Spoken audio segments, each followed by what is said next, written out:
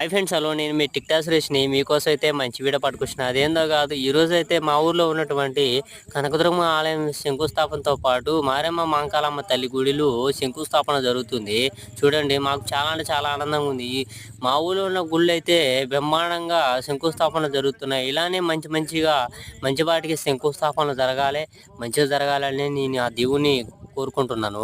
ఇలా మంచి జరుగుతుందంటే మనం ఏ పనికైనా సిద్ధంగా ఉంటాము. చూడండి, యువతలలో అయితే నేను ఒక్కనైతే వచ్చేసిన, మనమైతే ఇట్లాంటి పనులు అయితే మనం ముందుగా ఉంటాము. చూడండి, చాలా అంటే చాలా ఆనందంగా ఉంటుంది.